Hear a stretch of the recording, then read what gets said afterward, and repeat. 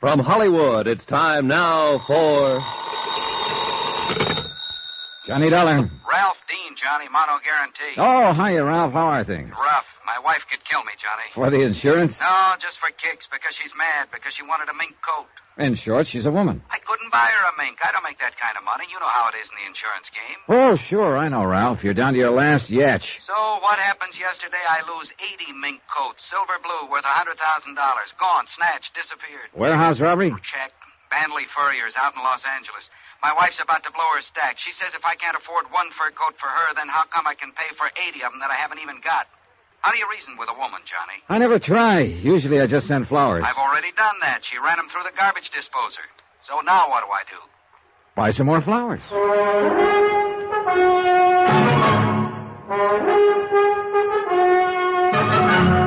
Tonight, and every weekday night, Bob Bailey in the transcribed adventures of the man with the action-packed expense account, America's fabulous freelance insurance investigator. Yours truly, Johnny Dollar.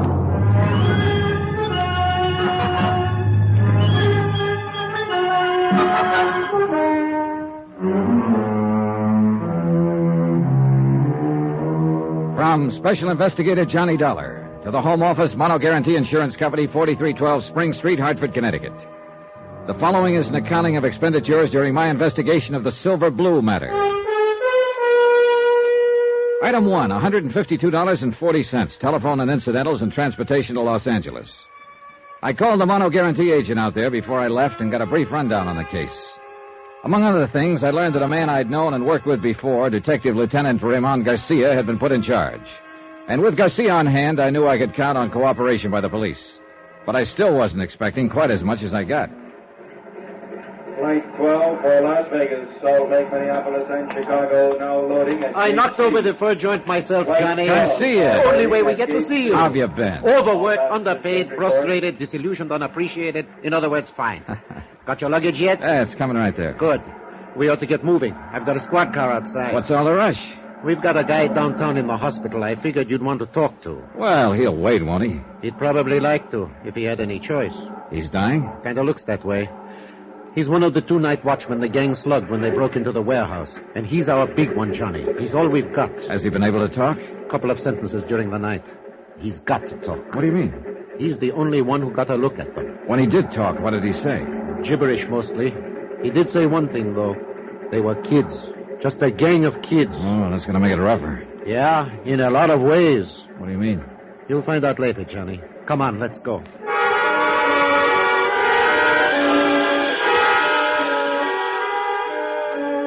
We took the freeway into town with the accelerator floorboarded and the siren screaming. Racing against time and against dying. Weaving in and out through the four-wheel madness that Los Angeles calls traffic. And then the other side of the coin. The solemn quiet of hospital corridors. The calm voices of the nurses. And the blank hardness of sterile white walls. We sat there beside a bed and waited for a man to talk or to die. But the slow minutes passed, and he still did neither. So we waited.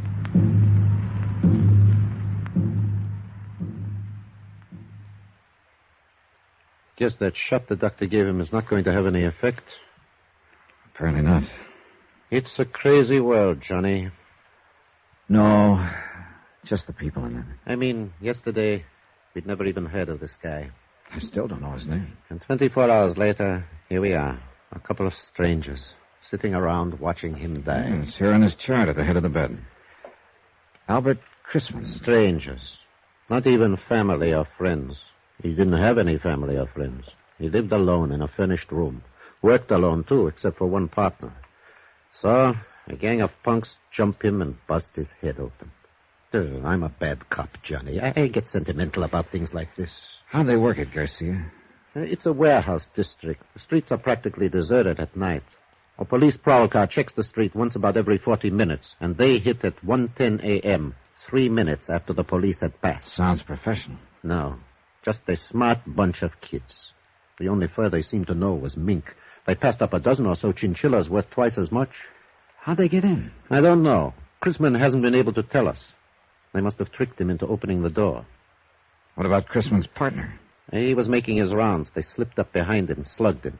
He didn't see them. He didn't know what hit him. And nobody outside in the street saw anything? Saw them leave with the furs or anything? Nope.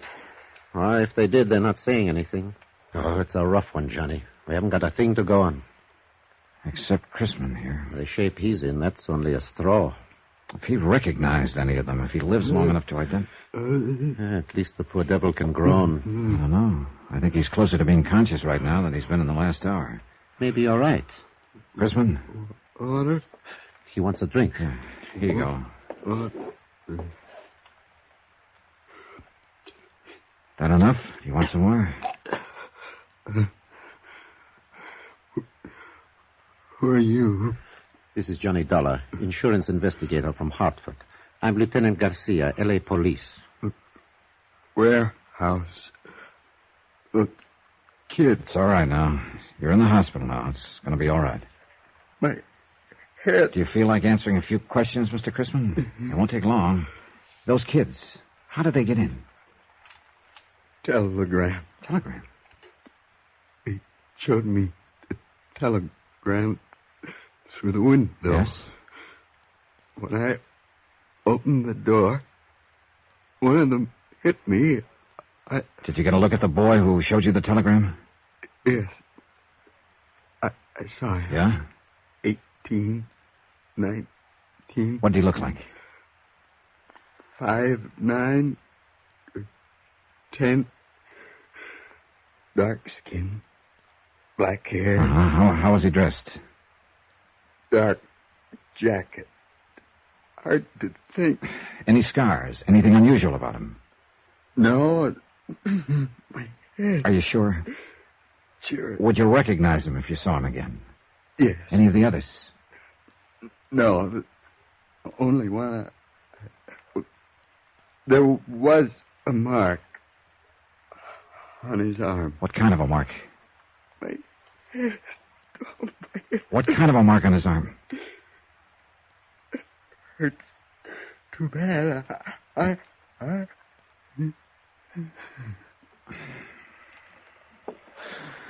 Well, that's that. Yeah, he's passed out again. Well, we got a description. Only one thing wrong with it. What? Right in that area, there are about 50,000 kids who fit it.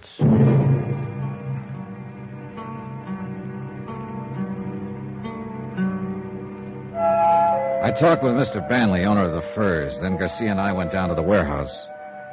It stood on the fringe of the river bottom section, fronting the railroad yards and backed up by block after block of weather-beaten slum shacks.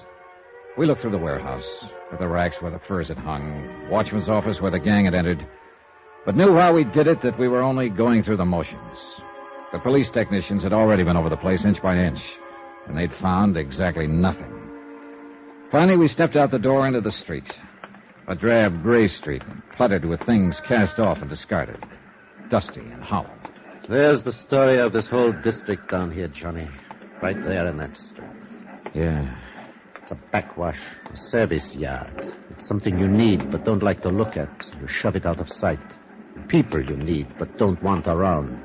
It's the same with them. You grew up down here, didn't you, Garcia? Yeah, I grew up down here. That's why they gave me this case.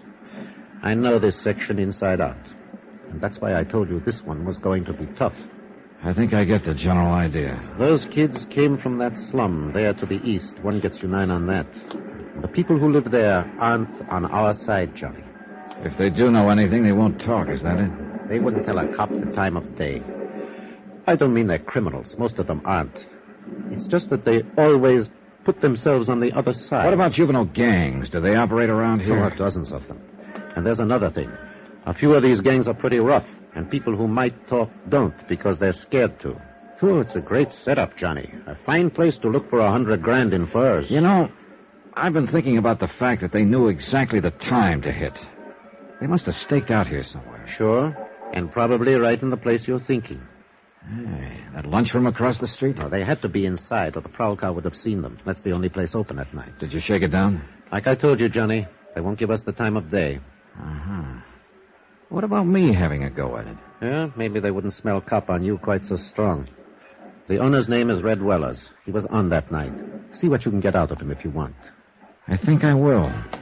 By the way, Johnny, I know you insurance guys make deals sometimes, no questions asked, just to get the loot back. Sometimes, yeah. Well, before you make any deal on this one, you better remember one thing. Chrisman may die.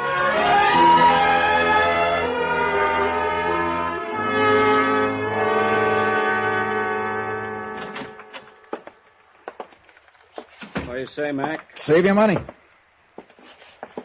What do you want? Coffee? Yeah, I guess so. How's business? Bucket two a day. Farther in the hole. Want cream? No, I'll drink it black. Want a sinker with it? No, thanks. Are you Red Willis? So that's it. What do you mean? You're in that fur case, ain't you?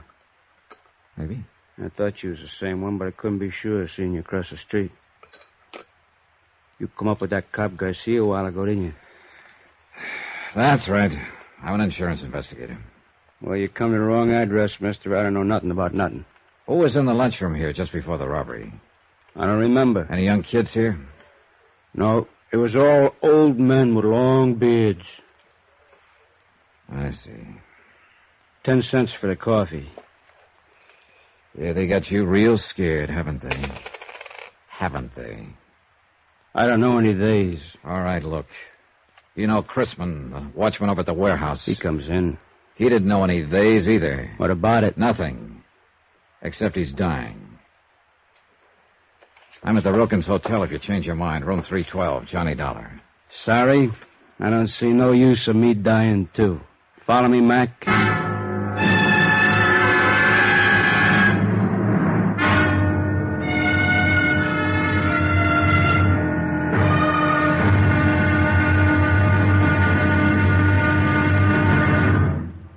Now, here's our star to tell you about tomorrow's intriguing episode of this week's story. Tomorrow, fear stalks the streets, closing the mouths of a sullen and suspicious people, terrifying a lonely girl, and bringing death in a dusty alley. Join us, won't you? Yours truly, Johnny Dollar.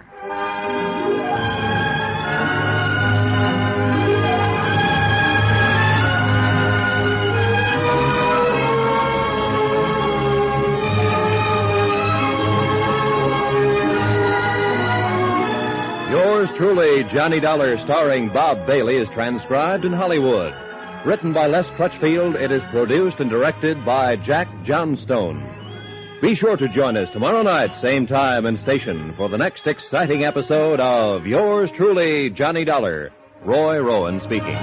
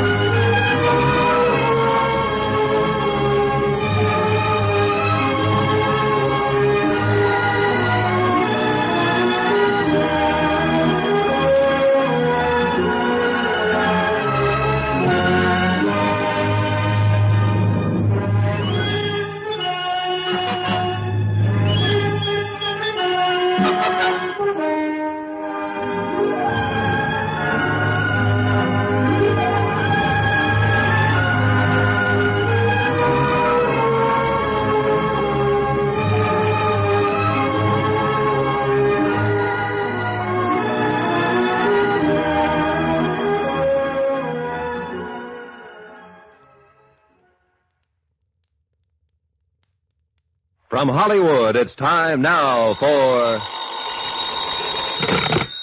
Johnny Dollar. This is Red. Red Wallace, remember? Sure. You run that lunchroom across the street from the warehouse that was robbed last night. Yeah, that's right. Now, look, Dollar, supposing I tell you what I know about it. What's going to happen to me? Nothing. As long as you weren't mixed up in it yourself. No. I mean the papers and the cops. gets out I talk to you, I won't last 24 hours. I think I can take care of that. What do you know about it, Red? That depends on what it's worth to you. I see. I'll have to sell out, get away from this section, so I'll need some dough. You follow me? All right. I'll see you taken care of. Now, just what is it No, it ain't safe. I'm talking from a booth. You stay right there at your hotel. I'll see you in a half hour. Right. It's just you. No cops. Yeah. Yeah, that's right, Mr. Beck. Mr. Beck. 6 quarts of milk and 2 pounds of butter. Sure, right away. Thanks, Mr. Beck. Goodbye. Hello. Hello.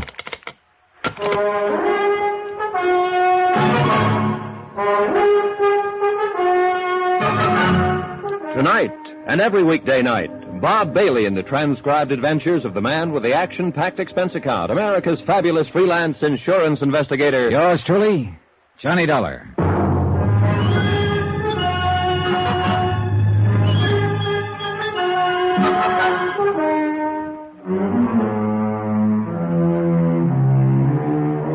From Special Investigator Johnny Dollar, location Los Angeles, California. To the Home Office, Mono Guarantee Insurance Company, Hartford, Connecticut. Assignment, the Silver Blue Matter. Expense account continued. Item 4, 20 cents, a phone call to my friend Lieutenant Garcia of the L.A. Police, and a call to Queen of the Angels Hospital. Albert Chrisman, the night watchman who was slugged by the gang of teenage hoodlums during the warehouse robbery, was still unconscious. And Chrisman, unless Red Weller was ready to talk now, was the only lead I had toward finding $100,000 worth of silver blue mink coats. I waited 2 hours and a half for Red Weller, but he didn't show.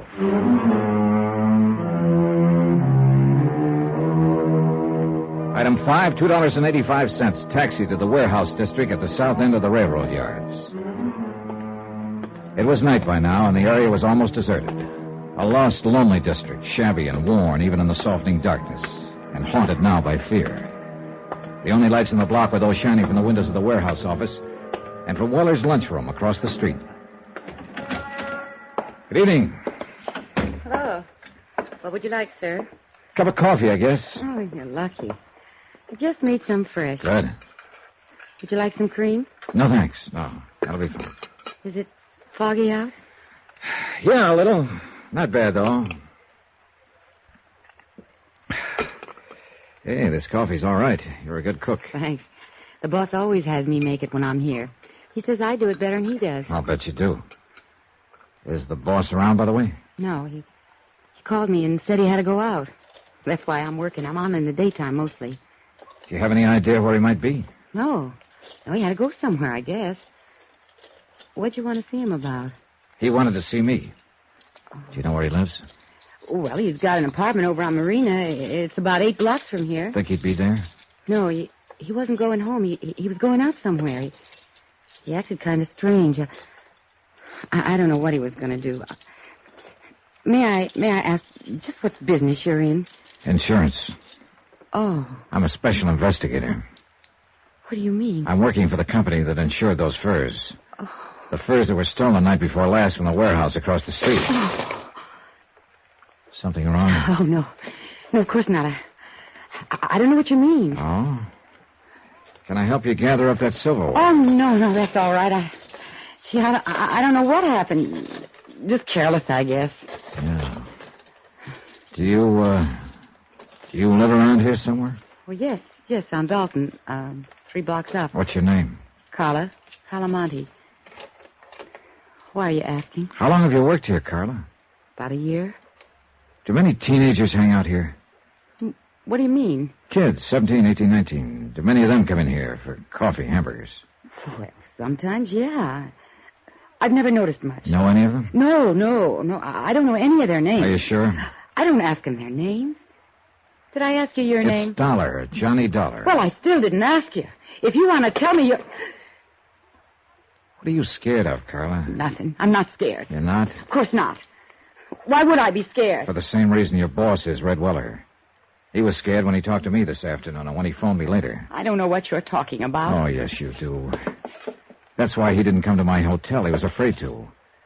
And why did you drop that silverware when I told you who I am? Because you're scared half to death. No. What's the matter with you people down here? What are you doing, crawling into a hole because a half-grown gang of hoodlums starts throwing their weight around? You don't understand. Then suppose you tell me about it. Do you think that's any kind of an answer in the long run? To pull the covers up over your eyes and let them do as they please and just keep hoping they'll leave you alone? All you're doing is making things worse. Oh, you don't know how it is. You don't have to live here. No, I don't have to live here, but I know how it is. Because I've seen it in other places where the mobs manage to take over. And if you let it happen here, then you'll really have something to be scared of. Maybe they've already taken over. Oh, a bunch of kids with a gripe on running in packs so they feel safe? Is that the kind of mob you mean, Carla? No. They're not a mob yet, but they will be if they're not stopped. It seems to me you'd have some sense of responsibility to them, if nobody else. Maybe if other people had a sense of responsibility, kids wouldn't have to grow up in a place like this. Have you ever thought of that, Mr. Dollar? Yeah, I've thought of it. But it doesn't hold water. Well, you'd think so if you lived here. All right, so it's a slum district. And sure, these kids start out with a strike on them. But that's a pretty weak excuse for joining up at criminal bands and terrorizing a whole neighborhood. For slugging people and looting warehouses. Yes, I know. Most of them find other answers. It's only a small minority that turns to crime. But if you let them get away with it, others will join them and they'll grow until finally it's too late. Well, Carla? Still nothing to tell me? I can't. I just can't. I see. Well, there's a quarter for the coffee. Keep the change. Good night, Carla. Wait. Yeah? Mr. Dollar, suppose I knew someone who might be able to help you. I mean, who might know something about the robbery. Innocently, of course. If you talk to this person and they agreed to help you, could you keep them out of it? Depends on the circumstances. I'd do all I could, that much I promise. I don't know. I'm not sure. You're not sure of what? Of you. Oh, I know better when I stop and think, but I've lived in this neighborhood too long. Lived with these people and... I'm bound by the law like any other citizen, and I won't break it to help somebody cover up a criminal act. But I figure it's up to me sometimes to decide whether a thing is a criminal act. And if a person seems to deserve it, well, I can be pretty lenient. You promise? What you just said? Yes, I promise. I've got to trust you. I've got to trust someone. Do you know such a person, Carla? Yes. Do you know where to find them? I think so. Well, I'm sure they'll be at one of 2 or 3 places. Not very far from here. And who is this person? Someone who grew up around here. A boy. 19. What boy? My brother.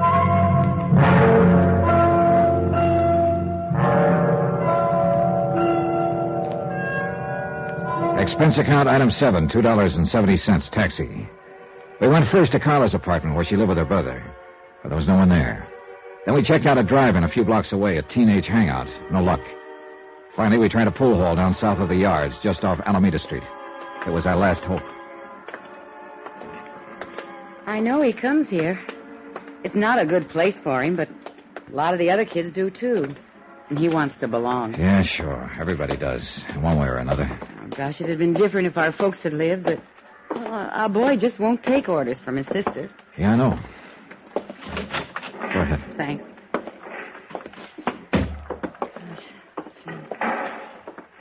Well, if he's not here, then I just don't know where he... Oh, wait. There he is. Down near the corner. The one with the dark curly hair. All right, come on. Take it easy. Just tell him I'm a friend of yours and you want to talk to him. We'll get him off to one side. Oh, whatever you say. Eddie. Yeah? Oh, what are you doing here, Carla? Eddie, this is Mr. Dollar. A friend of mine. I wonder if we could talk to you for a moment. What about? Well, you know better than to come in a joint like this. But I want to talk to you, Eddie. You can talk to me at home. Now, go on, get her out of here, will you, mister? It might be a good idea if you listen to her first. I thought it was her that wanted to talk to me. Go on, get her out of here. All right. If you'll go with us. What for? I like it here. It's a nice place. Yeah? At least it's better than San Quentin. What are you talking about? A warehouse robbery, $100,000 worth of furs. I understand you may know something about it. Innocently, of course. I thought you said this guy was a friend of yours. Well, that's right, Eddie. He's just... Who is he? He's an insurance investigator. Oh, so that's the pitch. He's promised to help, Eddie. If you'll tell him whatever you know, he'll protect Knock you. it off, Carla. Now, look, mister. I don't know nothing about nothing. I never even heard of no fur robbery. So take her with you and get out of here. This may be your last chance to get off before the boat sinks, Eddie. You're not leaving, huh? All right, then I'll leave. Eddie! Let him go. We can't force him to talk. I don't know, Mr. Dollar. I don't understand him. I do.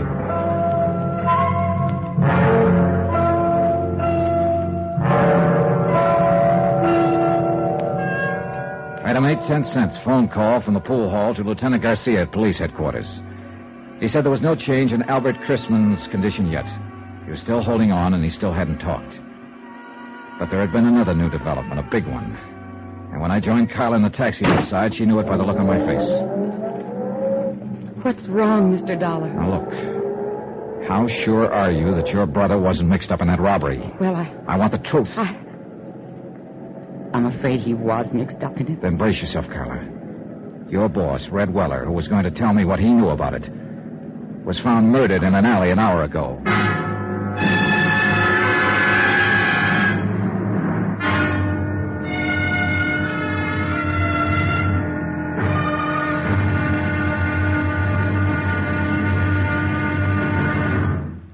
Now, here's our star to tell you about tomorrow's intriguing episode of this week's story. Tomorrow, a lonely, broken-hearted girl, a blood-stained shirt, and a fight with a cornered rat. Join us, won't you? Yours truly, Johnny Dollar.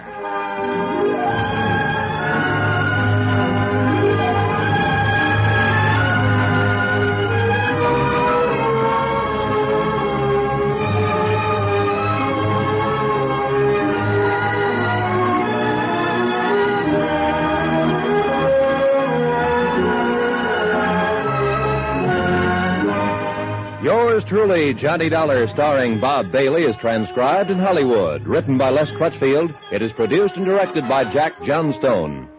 Be sure to join us tomorrow night, same time and station, for the next exciting episode of Yours truly, Johnny Dollar. Roy Rowan speaking.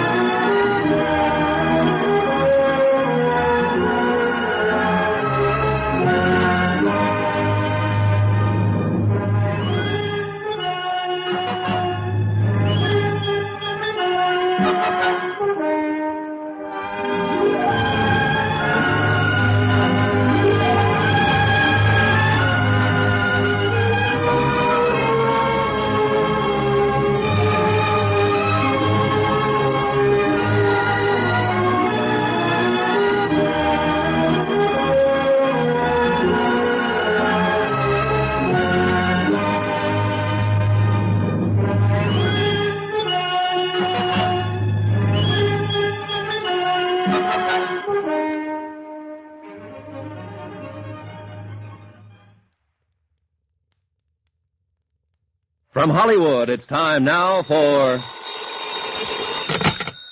Johnny Dollar. Wake you up, Johnny? Oh, Garcia. No, just finished breakfast. Oh, you special investigators do live. Suppose that insurance company of yours could put me on expense account? Maybe. If you found that $100,000 worth of stolen furs. Just a matter of time, Johnny. Now you're talking like a police lieutenant. How soon can you come down here to headquarters? What's up? Has the watchman talked? Chrisman? No, he's still in a coma. But I want to know some more about that kid you mentioned on the phone last night. Eddie Monty. Yeah. Well, I don't know. That was told to me in confidence. Look, Johnny, I'm going to talk to you like a policeman for a minute. A man named Weller was knifed to death last night. What you told me yourself, his death is probably tied in with that warehouse robbery. Another man is dying at Queen of the Angels. So, confidence or no confidence, I want to know about that kid. All right, Garcia. I'll be there in 20 minutes.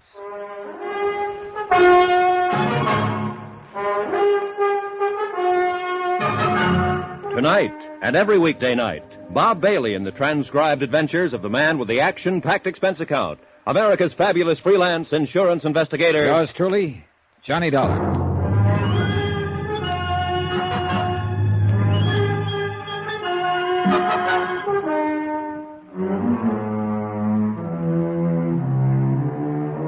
From Special Investigator Johnny Dollar, location Los Angeles, California.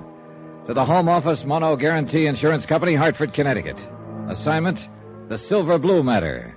Expense account continued. Item 10, $1.45. Taxi from my hotel to the police headquarters office of Lieutenant Garcia. The early morning fog was starting to lift, and the city sprawled beneath a slate-gray sky. The filtered sun should have softened things, but didn't. Gray sun, gray world, drab and dreary, and a case to match. Teenagers, not a gang of hardened criminals. A bunch of wild kids who'd broken into a warehouse and stolen 80 fur coats, silver blue mink. A night watchman had been slugged and lay dying in the hospital. And a lunchroom owner named Red Weller had been stabbed to death the night before. So it couldn't be called kid stuff. That term doesn't apply to murder. Run those 4 cards through, Joe. See what you can make on them. Thanks. Come on into the office, Johnny. This madhouse out here gets you frazzled before you know it. Oh, you police detectives have it pretty soft, Garcia. That's news to me. Teletypes, photo files, record cards, crime labs. How'd you like to try working alone? On your expense account, I could suffer the hardship. Now, let's go in here. Have a seat, Johnny. Thanks. Yeah. Did I put the fear of the Lord in you on the phone? You were real impressive. Yeah, the chief was breathing down my neck. Then I'll stop trembling. Kidding aside, Johnny, I've got to know just how that Monte boy figures in this. Did I say he even figured in it at all? No. You just wanted some information on him. But he figures all right. You didn't come out here from Hartford to look up the nephew of an old friend. Oh, I've done crazier things at times. He's got a record. You know that? No. Petty stuff. No convictions. Gang brawls, auto pilfering, vandalism, intoxication. Interrogative attitude, sullen, hostile, antisocial. Yeah, that's quite a nephew you've got, Johnny. Black sheep of the family. What's the story? How did you get onto this kid? Look, amigo, I made a promise on this. I hate to break it. It's murder, Johnny. This kid's sister worked for Red Weller in that lunchroom across the street from the warehouse. Her name is Carla Monty. She's 5 years older than he is. They live together. Their parents are dead. So? So I put some pressure on her, and she told me she thought her brother Eddie might know something about the robbery. She took me to a pool room to meet him. How was he supposed to have known about it? Hearsay? No. She admitted later that she suspected him of being mixed up in it himself. Things he'd said, the way he acted. She asked me to help her try to keep him out of trouble. I think he's already in trouble, Johnny. Yeah, so do I. And I think she does, too. What did he have to say when you talked to him in the pool hall? Several things, but they added up to 2 words. Get out. When I wouldn't, he did. Why do you think Red Weller was killed, Johnny? Well, I think those kids used his lunchroom as a lookout post to spot the prowl car that was patrolling that area. As soon as it passed, they pulled the job. It figures all right. I think Red realized it when he thought back and knew who the kids were. I think that's what he was going to tell me. So they found out what he was up to and knocked him off to shut his mouth. Yeah, it adds up, Garcia. Oh. Now, tell me about her. Carla? What's to tell? She's just a girl, like millions of others. Decent, hardworking, and real sweet. But there's something about her, something special. I don't know what, I don't know the words to use, but... Well, it's there. You feel it. And she's kept it somehow. In spite of everything. I guess I know what you mean. Do you? I told you once, Johnny, I grew up in that district. I know how rough it is. Well, maybe it's even worse for a girl. It is. I know. I had a sister. Oh, I didn't know that. She was a lot like this girl Carla once. Then the district got to her. And she got to be more like Carla's brother. What happened to her? 1 to 5. Possession of narcotics. A couple of other pretty rough charges. She died in Tehachapi prison 7 years ago. I'm sorry, Garcia. Yeah. I don't want to see this girl, Carla, hurt any more than you do, Johnny. Maybe the hurt will break her, make her lose that something special. But I've still got to pick up her brother and bring him in for questioning. Expense account item 11, $1.90. Taxi to the Weller lunchroom to see Carla Monte. Lieutenant Garcia had a police detail checking known fences and borderline dealers specializing in furs. But so far, none of those contacted had been approached by any member of the warehouse gang.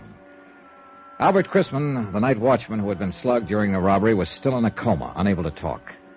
So Carla remained my best, in fact, my only lead to the case. The lunchroom was closed. I paid off the taxi, walked 3 blocks to Carla's apartment and house, climbed the stairs, and knocked on her door.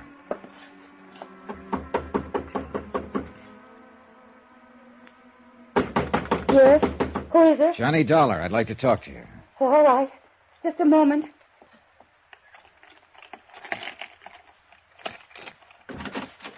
Come in, Johnny. What were you expecting? A major invasion? I don't know.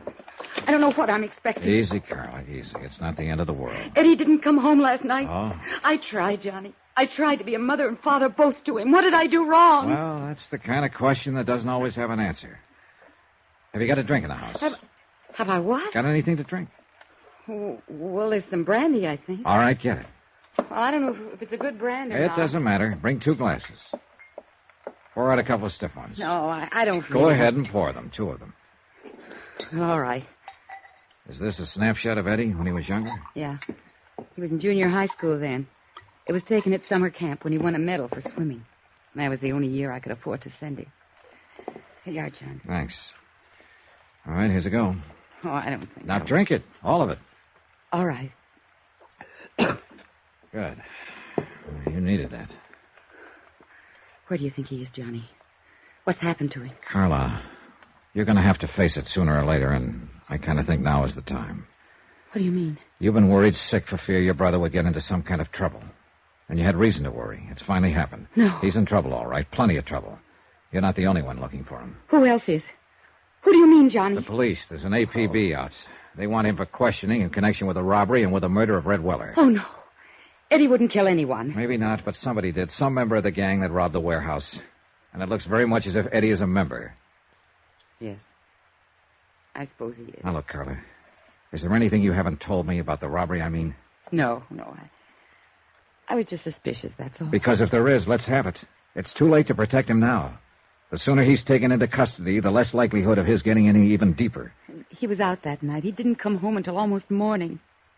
I was worried about it, but I knew it wouldn't do any good to ask him. Do you know who was with him that night? No. Who would be the most likely ones to go along on a deal like that? Any of them. Any of those he's been running around with lately. Any idea where they hang out mostly? Well, just those 2 places I took you to last night. That drive-in and the pool hall. Look, if they did pull that robbery, where do you suppose they take the furs? Well, I don't know. Does Eddie have a car? No, but some of the other boys do. Uh-huh. Carla, would you mind if I look through Eddie's room? No, I don't mind. It doesn't matter. I guess nothing much matters now. It's gone so far that... Wait. It's Eddie. He has his own key. All right, take it easy now. Be careful, Johnny. Sis, you're gonna have to... What the devil are you doing here? Working for you, Eddie? Yeah? What for? I think you know. Eddie, you've got to give yourself up. Shut up. Because I got you to thank for this jam. This insurance dick comes around, romances you up a little, and you sell me right down the river. That's not true. How'd you know you were in a jam, Eddie? I got friends in this neighborhood. They keep me posted. Did the same friends tell you Red Weller was about to make a deal to talk? You're whistling in the dark, Dollar. Maybe. I imagine Garcia will find out, though, when he gets you down to headquarters. Get your hand off that phone. Oh, so you've got a gun. Eddie, don't. Please. Keep out of this. Move back against that wall, Dollar. Put your hands flat against that wall. You keep them there. Give me some clothes, Carla. Come on, make it fast. What are you going to do, I Eddie? said give me some clothes. All right, Eddie. You're wrong, though. You're making a big mistake, Eddie. It's no use running. You'll only... Eddie. What's the matter? Down there in the street. A police car just pulled up. You're lying. Stay where you are, Dollar. To kill you, Carla. You're the one that brought him here. Trying to let him trap me. I think I'll pull a bullet on you before I leave. You fire one shot and you won't have a chance. They'll be in here before you can get out of the hallway. You better make up your mind, Eddie. Well, you've still got time. Stay where you are, Dollar. Don't try to come after me. Eddie, please. Give yourself up, Eddie. Stop him, Johnny. I'm afraid it's a little late. Why did you let him go? There was no choice, Carla. He'd have killed you if I'd moved. Well, you'd better give me that list of his friends. The police will want it. Heaven help him. Yeah. That's about all that can help him now.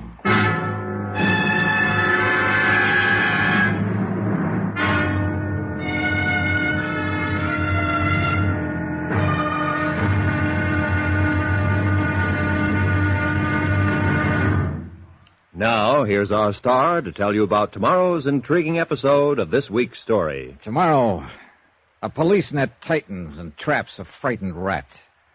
A boy sobs in a jail cell. And an innocent man dies quietly in his sleep. Join us, won't you? Yours truly, Johnny Dollar.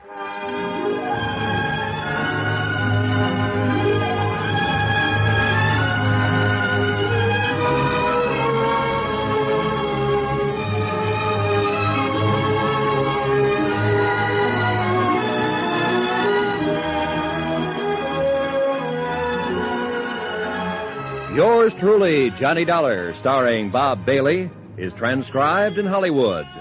Written by Les Crutchfield, it is produced and directed by Jack Johnstone. Be sure to join us tomorrow night, same time and station, for the next exciting episode of Yours truly, Johnny Dollar. This is Roy Rowan speaking.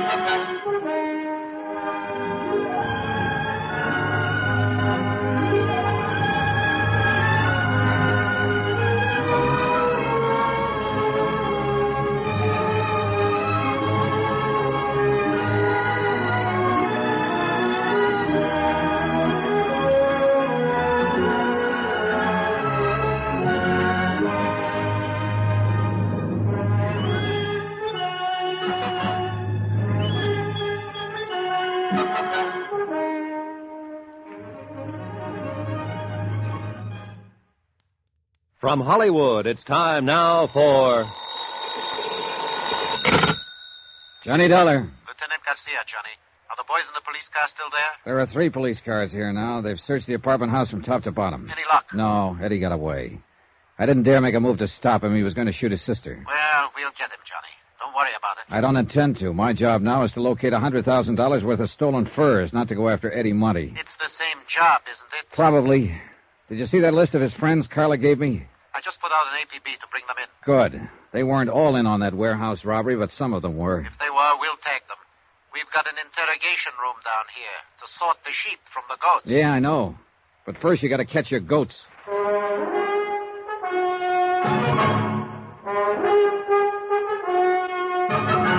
Tonight, and every weekday night, Bob Bailey in the transcribed adventures of the man with the action-packed expense account. America's fabulous freelance insurance investigator. Yours truly, Johnny Dollar.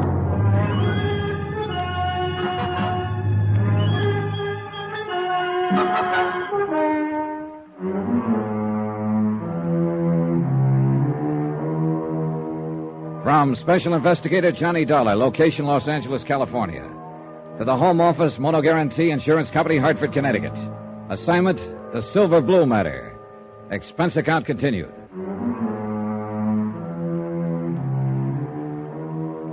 Item 12, 2 cents for the way I felt.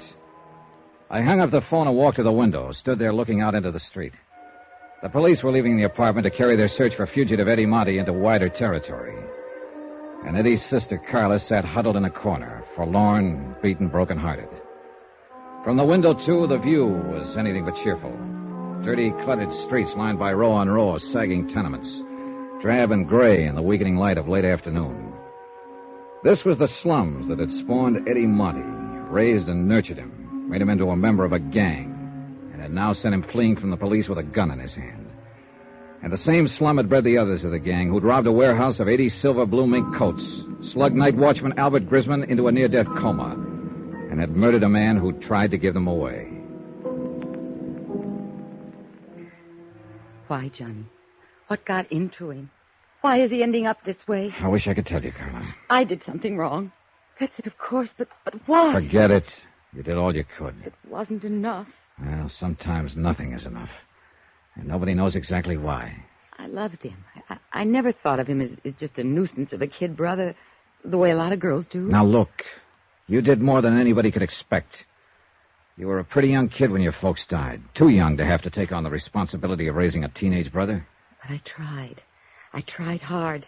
And I thought I was doing all right until lately. But now that... So it didn't work. And what's happened is breaking your heart. Well, that can't be changed. But just remember this one thing. You did the best you could. And that's all anybody can do. So don't blame yourself. Tell me something, Johnny. Yeah? You're wearing a gun. I don't think Eddie knew it when he ran from here. Maybe you couldn't have used it to disarm him. Not when he was on the verge of killing you. But you could have drawn it and killed him. He was careless. He gave you several chances. Why didn't you? I don't know. Thank you, Johnny. I'd like to look through Eddie's room, if you don't mind. All right. I'll go with you. This way. It's down the hall. Thanks. Oh, somehow I still can't believe it. Not the killing, at least. Eddie is just not that kind. Well, a kid gets under pressure sometimes and gets pushed overboard. Maybe we'll know more when they pick him up. What if he tries to resist arrest? You know the answer to that. Oh, I hope he doesn't. Well, here it is. This has been Eddie's room since he was 13. It ought to tell something. The main thing at the moment is to find something that tells where he might go to hide out. And I've also got $100,000 worth of furs to locate. But you go ahead and look around. Whatever you want. Okay, thanks. I'll be in the living room. You call me if you want me.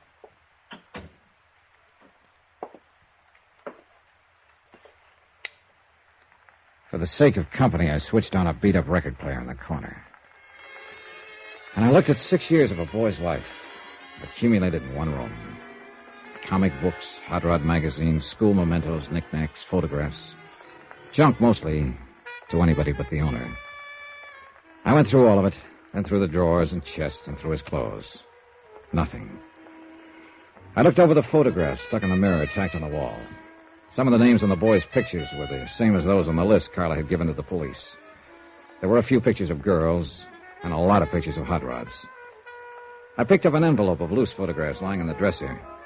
They were views of a second-hand panel truck, and in all of the pictures, Eddie was standing beside the truck with obvious pride of ownership. One of the views showed the front license plate. I turned the envelope over. The film had been developed less than 2 weeks before. I called Carla back into the room and asked her about it. No, I didn't know he had a car, or a truck, rather. It may not be his, but I'll lay odds that it is. That look on his face is a dead giveaway. I don't know. He sure kept it a secret. He never brought it here once. Do you recognize the background on those pictures? No, I don't. It looks like a storage yard or an industrial place of some kind, doesn't it? Yeah, I'd call it that. Do you mind if I take these with me? Of course not. But why? The gang had to use something to haul those furs away from the warehouse. But if Eddie was keeping the truck a secret from me, it was because he was planning to use it for the robbery. That one or some other one. Johnny, he was in on it all along. Look, Carla, I've got a hunch Eddie is the leader of that gang. Oh, no. I think the truck was used in the robbery, and I think when we find it, we'll find the furs, and we'll find Eddie. See you later, Carlin.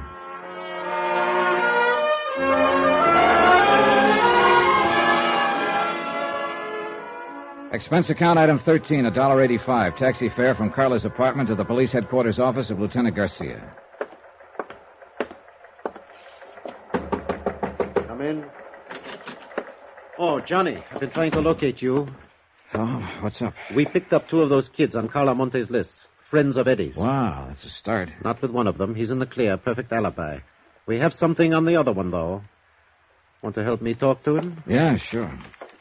Oh, say, here are some photographs I picked up in Eddie's room a while ago. We should take a look at them, Garcia. All right, let's see them. The pictures were taken about 2 or 3 weeks ago. Now, if this truck is his sister doesn't know about it. Yeah, he sure got that owner look on his face. Yeah, he sure has. That second one there shows the license number, see? Yeah, I see it. You think they might have used this in the robbery, Johnny? It's a possibility. And we're not exactly swamped with angles. I was wondering, too, if you happen to recognize that background behind the truck. No. Oh, but it looks like it might be down in that area somewhere, the warehouse district. Look, why don't you get some copies made, circulate them, and see if any of your boys can tag the place? Oh, you insurance dicks do get ideas sometimes. Oh, you'd be amazed. All right, I'll do it. And now let's go down and talk to that kid.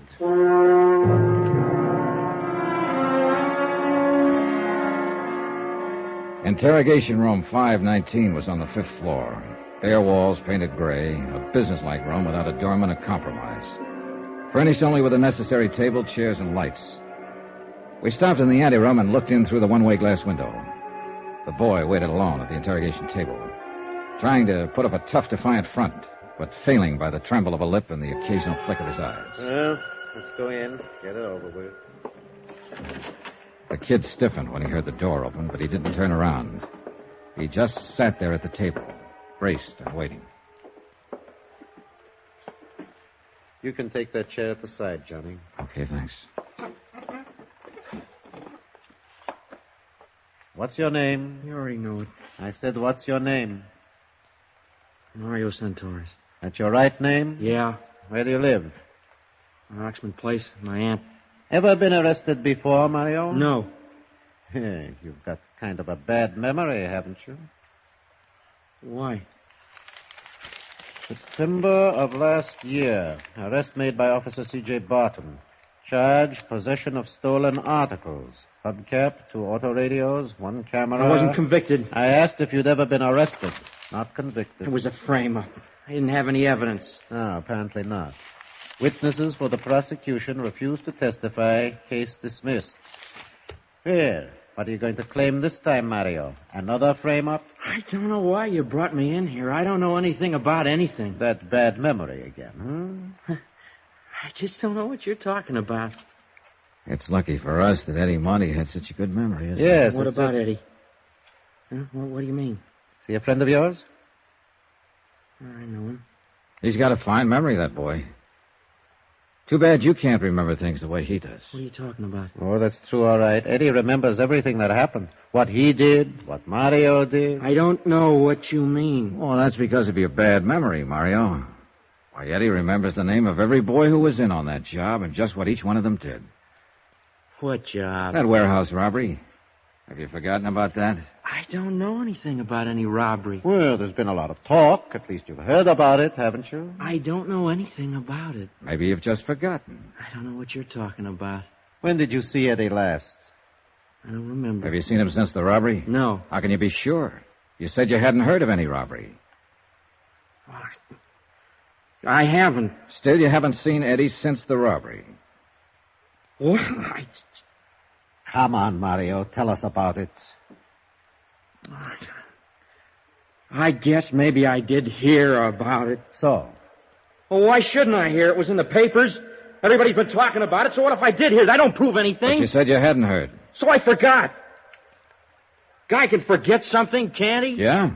If he's got a bad memory, he can. And Mario's got a real bad memory, Johnny. Not Eddie, though. He remembers how you guys loaded those furs into his truck. How you waited across the street in Red Wellers until the prowl car passed. How you slugged the night watchman, Albert Chrisman. That's a lie. How do you know it is, Mario? You don't even remember it. Eddie does, though. He even remembers the next night. When you stabbed Red Weller to death to keep him from coming to me. No. No, I didn't do that. Of course you did. You don't think Eddie would lie, do you? It's not true. Makes sense to us. Is Eddie here? Do you pick him up? How would we know what he remembers unless we picked him up?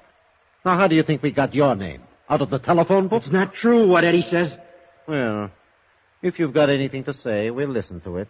But I don't think it's necessary, do you, Johnny? No, I think Eddie remembers everything. Let's get out of here. Yeah. He's lying! You listen to me. I'll tell you the truth. I'll get a stenographer.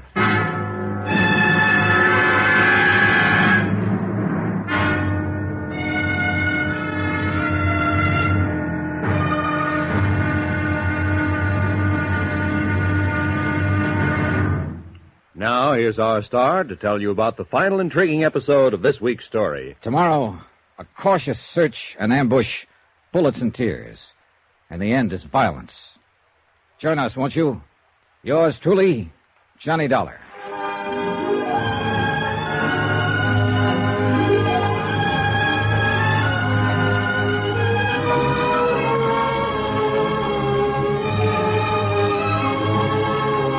Yours truly, Johnny Dollar, starring Bob Bailey, is transcribed in Hollywood. Written by Les Crutchfield, it is produced and directed by Jack Johnstone. Be sure to join us tomorrow night, same time and station, for the next exciting episode of Yours truly, Johnny Dollar. Roy Rowan speaking.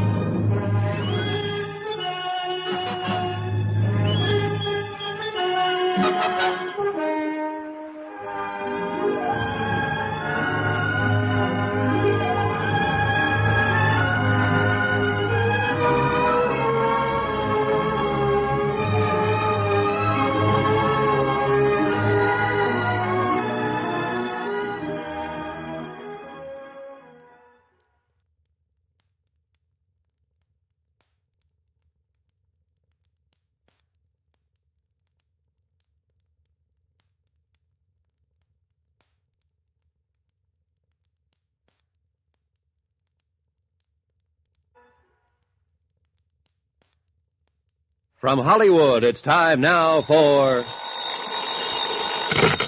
Johnny Dollar speaking, Lieutenant Garcia's office. Johnny, you're the one I was trying to reach. This is Carla Monte. Oh, I was going to phone you later. What's happening? Have they found Eddie yet? Not yet, but the police picked up one of his friends, Mario Santores. Oh, Mario, I know him. Well, he's been to the apartment lots of times. Was he in on the robbery? Yes, he just made a statement admitting it. And what did he say about my brother? He says Eddie is the one who planned the whole thing.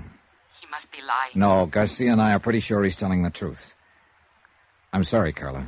I'm coming down to headquarters, Johnny. There's no use. There's nothing you can do here. At least I can be there when they bring him in or whatever happens. It won't help. You're better off at home. Now, No, please. Johnny. I raised him. Some of the fault must be mine. I can't desert him. I'm going to be there if he needs me. Okay, Carla.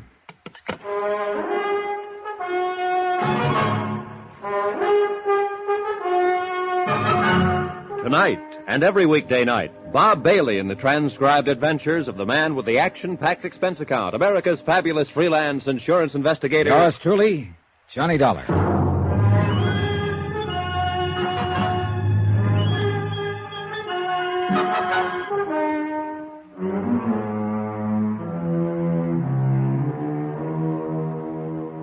From Special Investigator Johnny Dollar, location Los Angeles, California, to the Home Office Motor Guarantee Insurance Company, Hartford, Connecticut. Assignment, the Silver Blue Matter. Expense account, final page. $100,000 worth of fur coats, silver blue mink, stolen in a warehouse robbery and still missing. A night watchman slugged during the robbery by one of the teenage gang, still lying in a coma, unable to speak. And Red Weller, a man who'd tried to speak, lay in the county morgue, stabbed to death in a dark alley. But now one of the gang had been arrested, a 17-year-old named Mario Santoris, and he'd finally talked.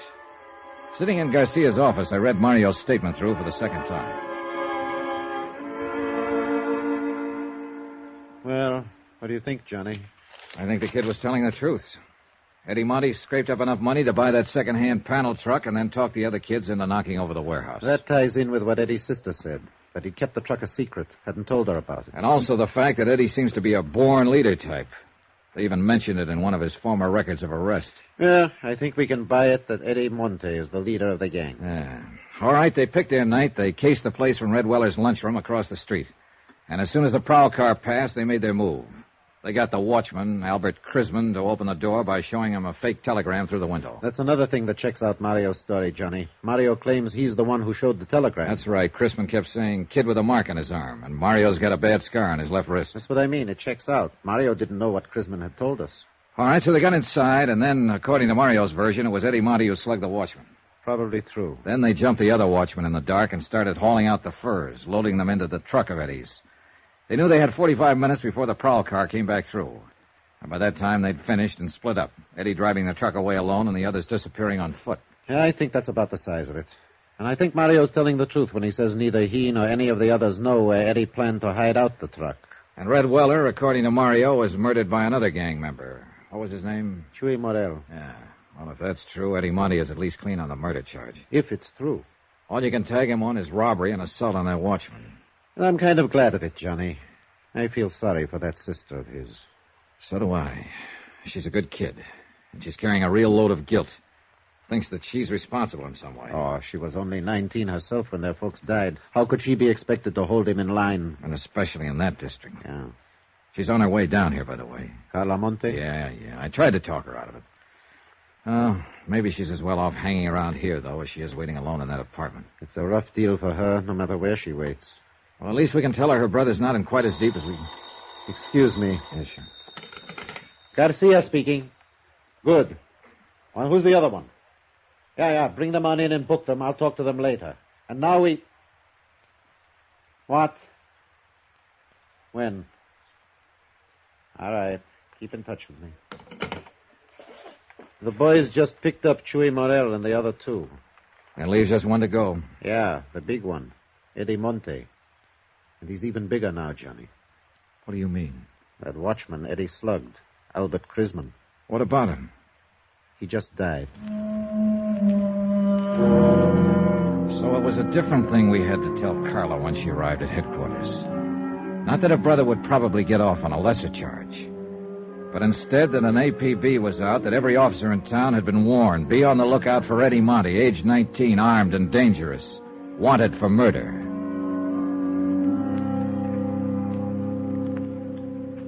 Expense account item 15, $12.50, rent on a hired car. One of Garcia's boys was certain that the background appearing in the photograph of Eddie's truck was somewhere in his district, but he couldn't tag the exact spot.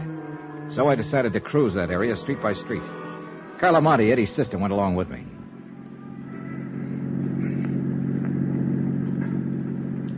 There's an alley off to the right, Johnny. It might be worth a look. Yeah, it runs back toward a lumberyard there. That could be a lumberyard in the background of that photograph. Well, we'll give it a try. This isn't it, Johnny. Sally makes a right-angled turn there before it even gets to the lumberyard. Well, we may as well check it on through. It seems to run clear on down to the railroad yards. Please let us find him. If it's the police, he'll fight. And he'll kill someone else. Be killed himself, maybe. It's out of your hands now, Carla. It's got to work itself out in its own way. And there's nothing much anybody can do to stop it or change it. I know, Johnny. I keep trying to fool myself. All the time I know. Well, all you can do is hope. Look! That fence ahead of us there. Next to the railroad yards. Yeah, that could be the fence in these pictures. Looks the same. And that storage shed there at the right, that's in one of the shots. Yeah. And that pile of oil drums. This is it, Carla. This is where those films were taken. The truck was parked right at the corner of that shed. Well, it looks as though that off chance paid off. I'm scared, Johnny. Now that it's so close, I'm scared. Don't be. By off chance, I meant just finding the place. He may not have come back here since the day those pictures were taken. You don't believe that, and you know it. Look, Carla. That house back at the corner has a phone. There's a wire running in from the pole. Go back there and use it to call Lieutenant Garcia. Give him the location and tell him to hit the radio and have this whole area blocked off. Got it? Yes. Tell him to cover the railroad yard, too. Sew up this whole section tight. And tell him to make it fast. Johnny. Yeah. Eddie may be watching us from around here somewhere right this minute. I waited until she'd gone. Then I got out of the car and walked toward the shed and the sagging wooden fence that bordered the railroad yards. It was nearly dark now. The high floodlights had been turned on above the crisscross network of gleaming steel tracks. Shadows play tricks at such a time of evening, and I got sudden movements now and then from the corner of my eyes, but, well, yet nothing really moved. And the only sound was the sound of my own footsteps. I stopped several times and stood watching and listening, but nothing moved. There was only silence. I reached the door of the long wooden shed and found it padlocked. But looking in through a broken window, I could see the lock didn't matter. The shed was empty and long abandoned. Between it and the fence was a drive leading toward the rear. And behind the shed, in a loading area, I found Eddie's truck. And in the back of it was $100,000 worth of furs. All right, Dollar. Get your hands up. Eddie, you're in a rut. That's the first thing you said to me the last time we met. I ought to have killed you there in that apartment. Isn't one killing enough? I don't suppose you know it, but Albert Chrisman died this afternoon. I know. I got a radio in the truck there. This where you've been hiding out all the time? Look, if I wanted to answer questions, I'd go turn myself in. You may be better off in the long run if you do. Now, you here alone? No, your sister's with me. Oh, for the love... What does she want to do? Watch me get it? Why don't you give me that gun, Eddie? It's only a matter of time. You know that. You don't have a chance. Oh, I figure I got a pretty good chance right here in my hand. Chance at what? To break Carla's heart? Smash her into the dirt, kill her, maybe? Shut up. What more do you want to do to her before you're through? I'm not planning to be through. Oh, that's great. But the police are doing some planning of their own. They gotta find me first. I found you, didn't I? And I ought to kill you right where you're standing. Is that all you got to think about, Eddie? To kill somebody and go on killing until one of them kills you? Shut up. Let me think. Think about Carla if you want to think about something. Think about the things she's done for you, the years she's worked for you, worried about you. That dame was born to worry. Nobody's born to worry. They inherit worries, like you were inherited by her. I didn't ask her to do it. Life didn't give her any choice. But it's too late now to talk about that. It's all over, Eddie. This is the wind-up. Come on now, give yourself up. You haven't got a chance. Oh, and I would have if I gave myself up? Look, don't you hand me that stuff. The police have got this whole section surrounded. Carla went to call them 20 minutes ago. If I thought you were trying to hand me... Keep your mouth shut. Eddie, you don't have a chance. Johnny, Lieutenant Garcia's here. Be careful, Eddie's here. You dirty... I hit the dirt and rolled into the truck and came up on the other side with my gun in my hand. I could hear Eddie running away, but I couldn't tell where he was. Johnny, are you all right? Yeah, I'm all right. Eddie went over the fence into the yards. Where are you? Here, the corner of the shed. Come on, let's go after him. He can't get through. I've got men working this way from the other side. Where's Carla? Back there somewhere. Come on, we can get through the fence here. Carla, stay where you are. Don't follow us. There he goes, Johnny, behind that line of freight cars. All right, come on. He can't get too far that way. There's a train coming. There he goes! He's going to try to beat it. The crazy Eddie! Shut them up!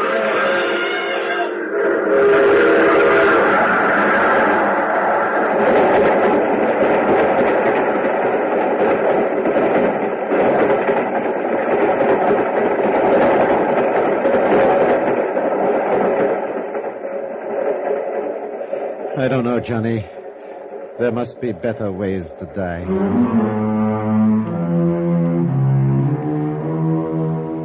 Expense account item 16, $300.60. Hotel and miscellaneous in Los Angeles and transportation back to Hartford. Expense account total, $541.25. End of account, end of report. Remarks? Well, I guess Carla made the remarks for me. I don't know, Johnny. Those 80 fur coats. They'll go back into stock now. They'll be sold to women who will wear them to parties and dances, nightclubs, and they'll be happy in them. And they'll never know about Eddie, or about me, or what happened here tonight. Yours truly, Johnny Dollar.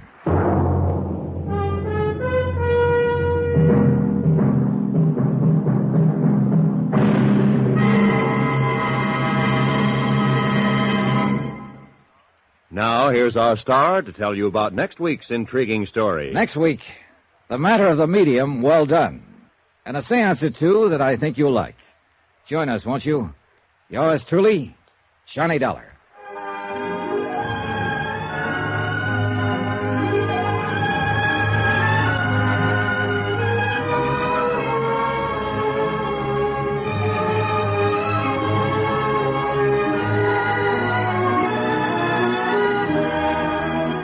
Yours truly, Johnny Dollar, starring Bob Bailey, is transcribed in Hollywood.